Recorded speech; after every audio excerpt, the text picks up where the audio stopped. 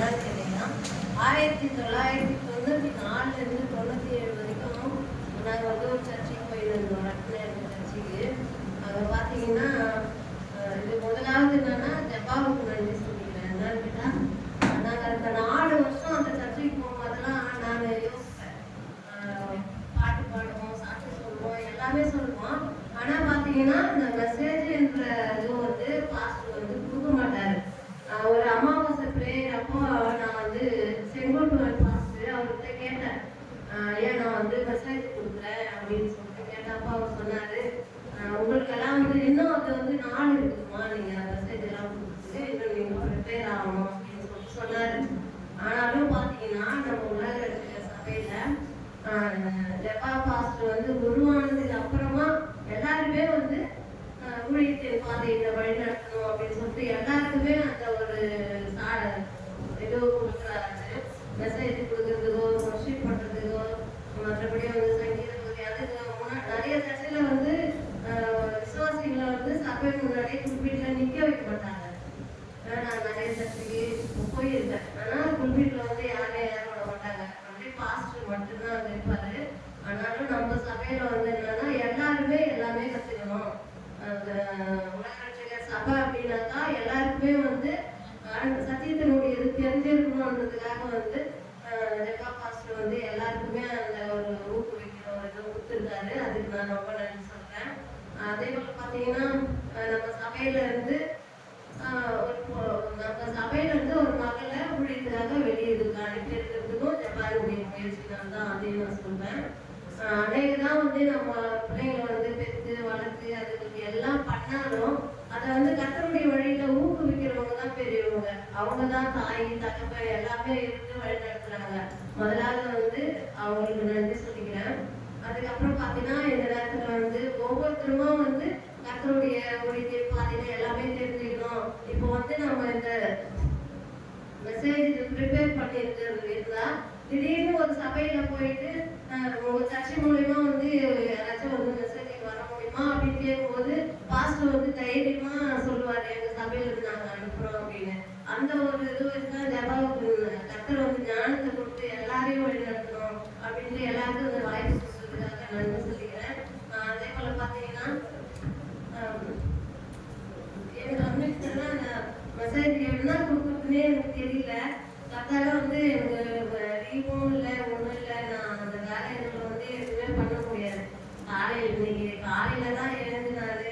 ஏசப்பா நான் எதை பற்றி பேசணும் அப்படின்னு சொல்லிட்டு நான் அவர்கிட்ட கேட்கும்போது கத்தார் வந்து சொன்னாரு, ஜெயம் தரும் இயேசு அப்படின்னு சொல்லிட்டு ஒரு வசனம் எனக்கு, அதாவது ரோமர் 8:36-37.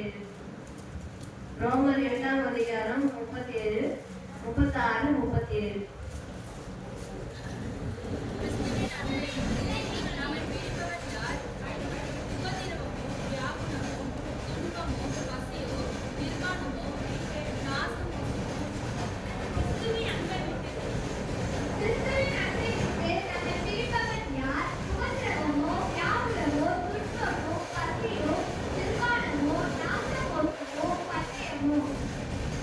கர்த்தர் பார்த்தீங்கன்னா அவருடைய அன்பிலிருந்து நம்ம யாருமே பிரிக்க முடியாது. ஏன்னா நம்ம வந்து முதல்ல கர்த்தர் மேல அன்பா இருக்கணும். அப்பதான் இப்ப நம்மளுக்கு எதிராக கொண்டு வர எல்லா உபதிரத்தையும் ஆண்டவர் என்ன பண்ணுவாரு, அப்புறப்படுத்துவாரு. அதே போல பாத்தீங்கன்னா சாத்தான் வந்து நிறைய சூழ்ச்சிகளை கொண்டு வருவான்.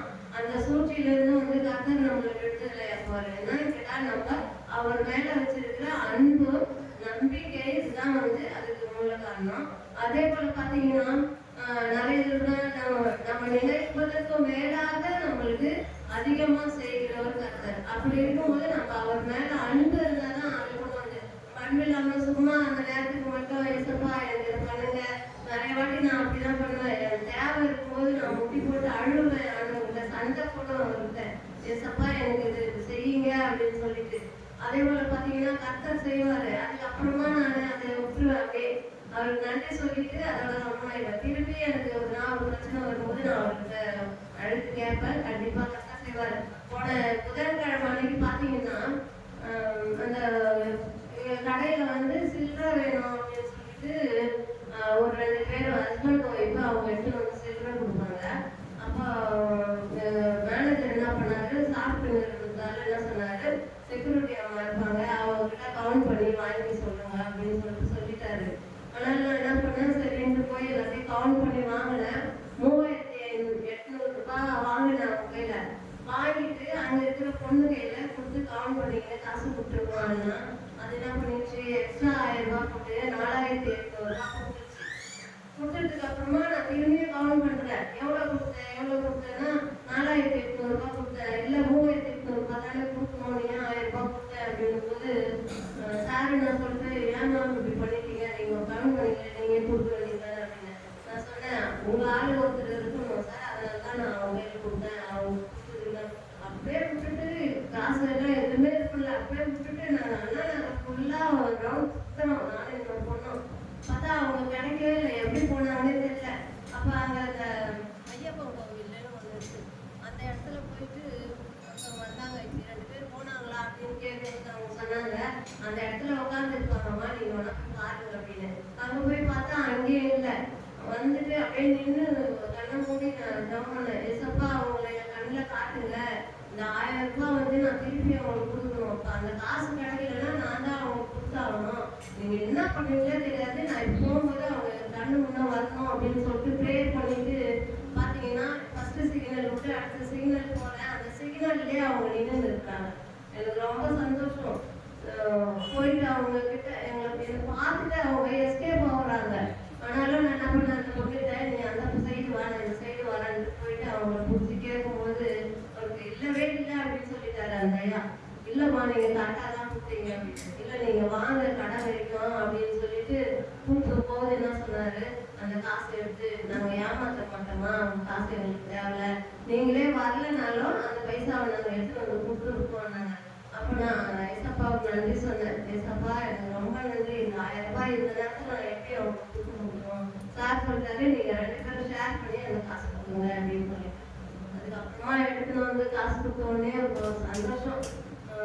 ரொம்ப நன்றி சொன்னேன், ஏசப்பா ரொம்ப நன்றி அப்படின்னு சொல்லிட்டு. அதே போல பாத்தீங்கன்னா அவர் மேல ஒரு துளியாவது அன்பு இருந்துச்சுன்னா கர்த்தர் வந்து எல்லாத்தையும் மாற்றி நம்மள எல்லா பிரச்சனையில இருந்து விடுதலை ஆகுறவர்.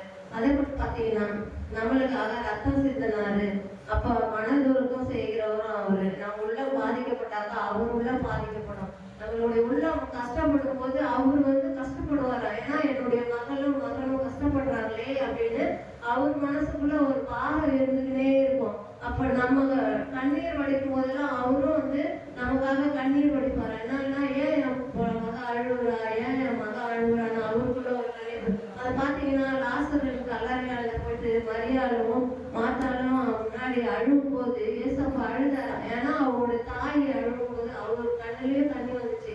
அப்போ வந்து பாத்தீங்கன்னா அவரு வந்து அவன் தாயினுடைய பாசம் அவருக்கு இருக்குது.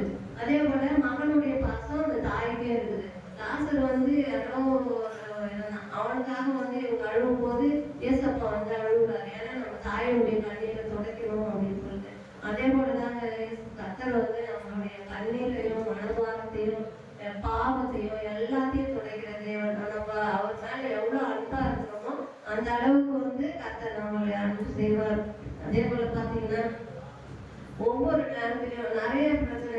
நேற்று ஒரே ஒரு சின்ன விஷயம் சொல்றேன். நேற்று பாத்தீங்கன்னா காலையில எழுந்து சமைக்கலாம்னு சொல்லிட்டு அரிசி வச்சுட்டு நான் வேலைக்கு ரெடி ஆகிட்டே இருந்தேன்.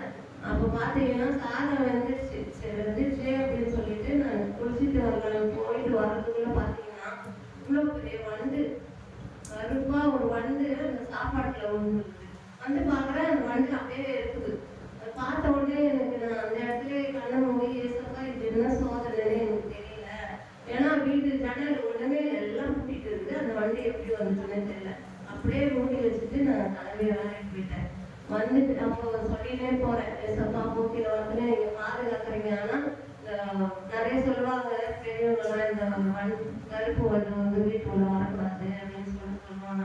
அதை நான் யோசிக்கிறேன். எங்க பாட்டி அடிக்கடி சொல்லுவாங்கன்னா அதை யோசிக்கிறேன், இந்த வண்டி எதனால வந்துச்சுன்னு தெரியலையே அப்படின்னு சொல்லிட்டு ட்ரை பண்ணினே போனேன்.